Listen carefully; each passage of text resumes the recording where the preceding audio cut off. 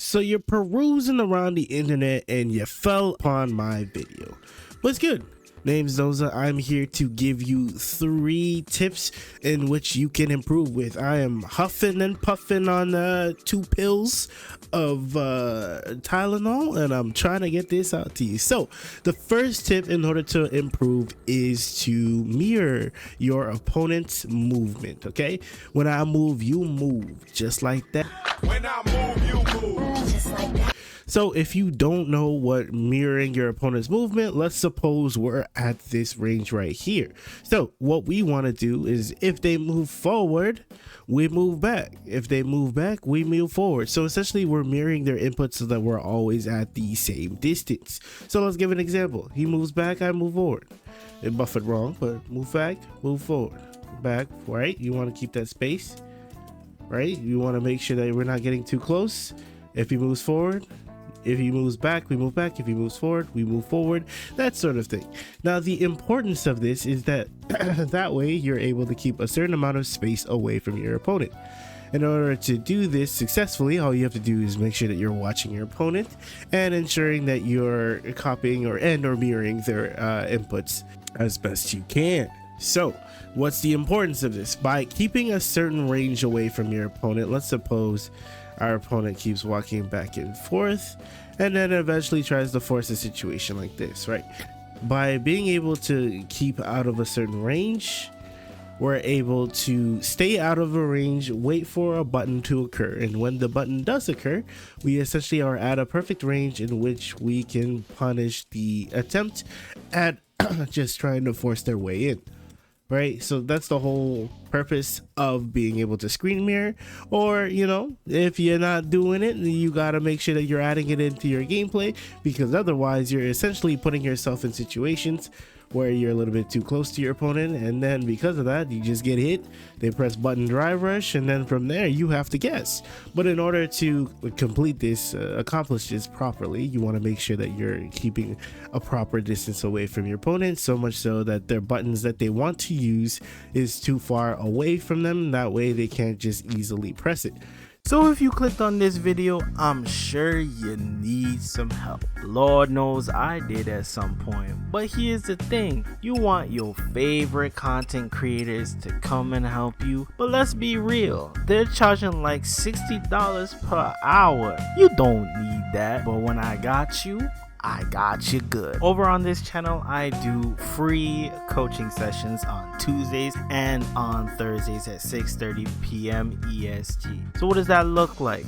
I essentially go over your matches. I give you tools so that you can succeed the next time you open up ranks. So once again, join my Discord. Wait till I'm live either on Tuesdays or on Thursdays 6:30 p.m.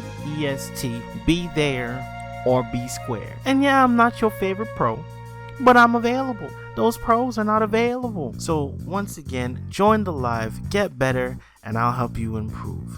Back to the video. So you're trying to kind of bait them into assuming that they're in the correct ranges for like the common buttons that they like to press because they want to do something like that.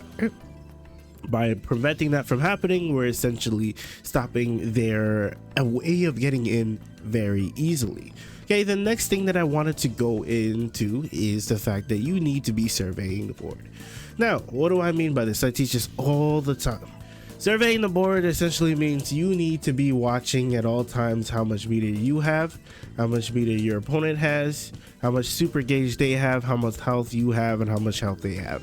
So at a glance, whenever you have the time to do so, you must, I'd probably say anytime like you're driving a car, you're checking every 2 seconds or so. I'd say that'd be a good way to go about it. Now the reason why you want to go ahead and do this is because a lot of you guys, when I watch your matches, you end up committing to something, and then when you commit to it, you end up burning yourself out. And then when you're burning yourself out, you're running in from your opponent and you're cornering yourself and you're jumping haphazardly because you're uncomfortable and burnout. So in order to prevent this, you want to understand the fact that you are indeed below the bars of meter that you can drive very safely, and you want to avoid that by kind of just pressing buttons, right? because we all know hitting your opponent or forcing your opponent to block will allow your gauge to come back while simultaneously hurting their gauge, right? So that's essentially what we want to strive towards, is making sure we don't burn ourselves out, as well as understanding the fact that by doing these things you can also limit the amount of options that your opponent has before they burn out, right?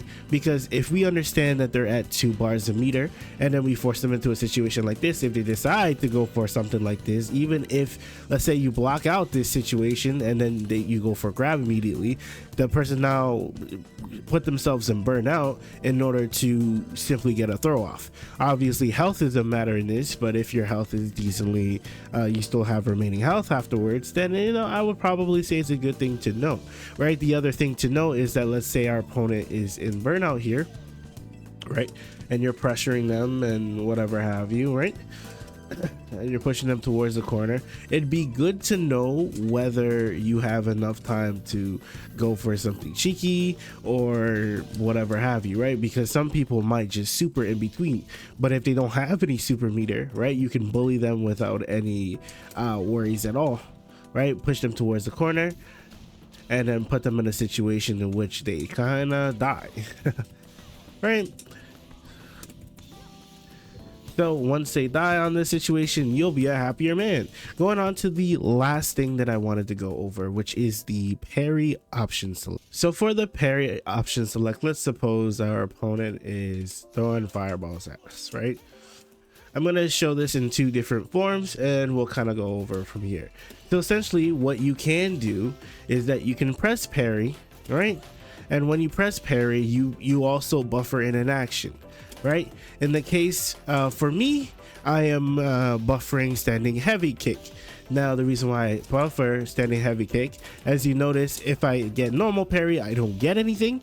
However, if I happen to get a perfect parry, I also get the button and get a punish off of it. So in the case that we're Jamie, right, one thing that we can do is essentially buffer dash in, right? You can buffer a dash, that way in the case that if you do get the dash, you can get a follow-up, right? And that's kind of how we want to get in. So even if it's not technically not a punish, you can at the very least get in. And this is a safe way of kind of dealing with fireballs, because you don't actually technically take any risks, because if you're unsuccessful and you only get normal parry, you don't get anything, right? However, if you're successful and let's say you do get the punish counter there, you do get the combo. If not, you still get in and you're still +1 off of the situation, right? But the whole idea is to make sure you're keeping safe. So if you don't know what an option select is, option select generally means to cover more than one option with a singular input or flick of the wrist, so to speak, right? So what I'm doing here is that I'm pressing parry, and in the case that I do get it successfully, I'm buffering forward dash regardless of whether I'm successful or not. That way, if I'm successful, I get the drive rush forward, and if I'm not successful, I don't get anything. So this is a really good way to circumvent the fireball game, especially if your opponent's being particularly obnoxious with their fireballs, right? So for depending on the character that you play, you might be inclined to do something that's a little bit more focused around drive rush crush jab, because Jamie does have a 5-frame standing heavy punch. I generally lead towards that option instead, right? This is also something that you would want to test around with your character, what buttons you want to use and so on and so forth. I hope this helps you get a little bit more adjusted to the things of this game, and let me know in the comments down below whether this helped you or not, and if it did, give a sub. With that being said, have a good one, y'all. Peace.